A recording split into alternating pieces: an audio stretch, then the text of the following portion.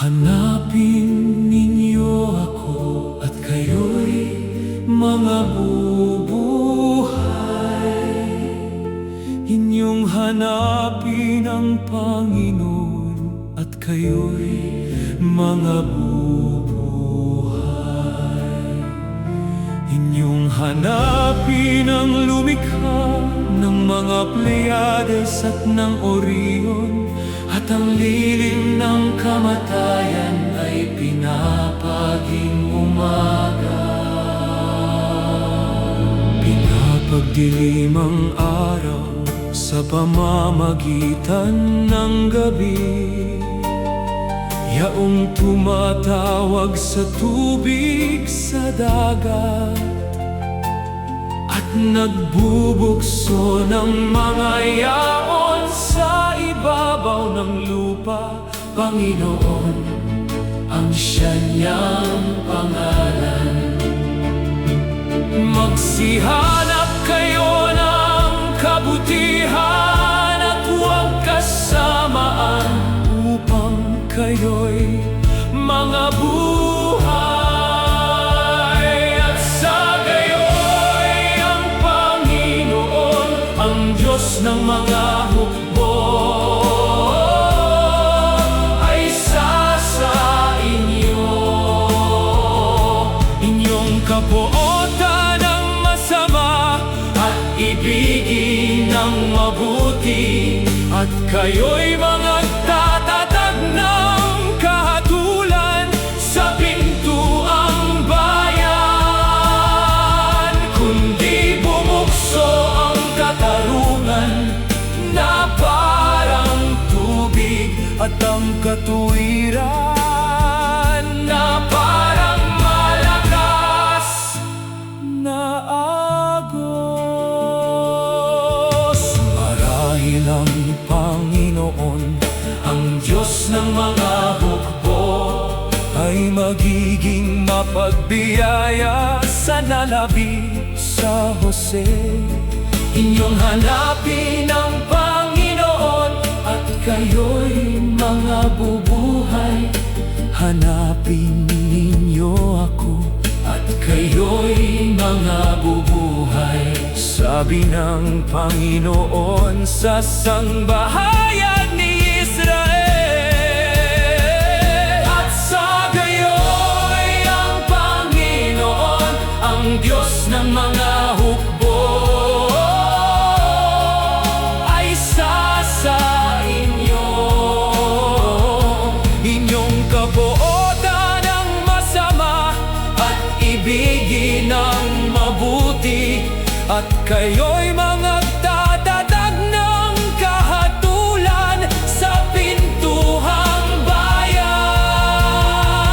Kundi bumukso ang katarungan na parang tubig, at ang katuwiran na parang malakas na agos. Yaong nagdadala ng biglang kabuwalan sa malakas, na ano't ang pagkasira ay dumarating sa katibayan. Ang lilim ng kamatayan ay pinapaging umaga. Magsihanap kayo ng kabutihan, upang kayo'y mga bubuhay. At ang Diyos ng mga hukbo ay sa inyo. Hanapin ninyo ako at mga bubuhay.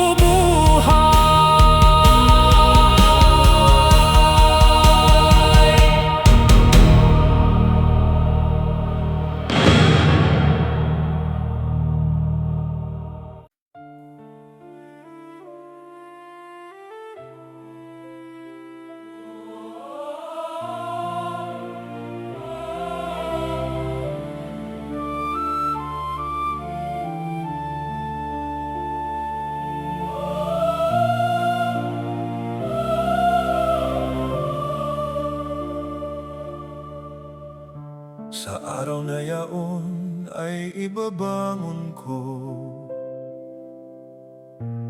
ang tabernakulo ni David na buwal, at tatakpan ko ang mga sira niyaon, at ibabangon ko ang mga guho niyaon, at aking itatayo na gaya ng mga araw ng una, upang kanilang ariin ng nalabis sa Edom. At ang lahat na bansa na mga tinatawag sa aking pangalan, sabi ng Panginoon na gumagawa nito, narito ang mga karawan ay dumarating. Sabi ng Panginoon na aabutan ng mga araro ang mga ani, at ng maminisa ng ubas ang magtatanim ng binhi. At ang mga bundok ay papatak ng matamis na alak, at lahat na burol ay mga tutunaw, at akin uling ibabalik ang nangabihag sa aking bayang Israel. At kanilang itatayo ang mga wasak na bayan, at tatahanan nila, at sila'y mga gubasan at magsisiinom ng alak niyaon.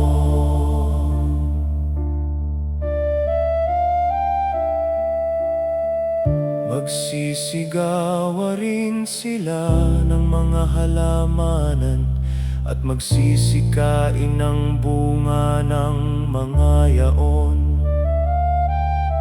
at aking itatatag sila sa kanilang lupain, at hindi na sila mabubunot pa sa kanilang lupain na aking ibinigay sa kanila.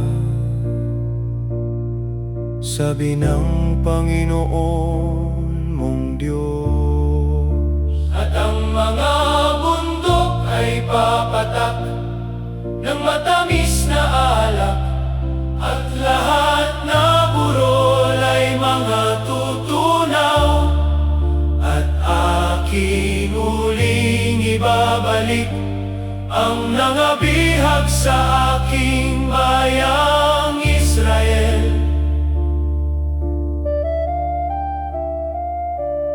At kanilang itatayo ang mga wasak na bayan, at tatahanan nila, at sila'y mga gubasan at magsisiinom ng alak niyaon.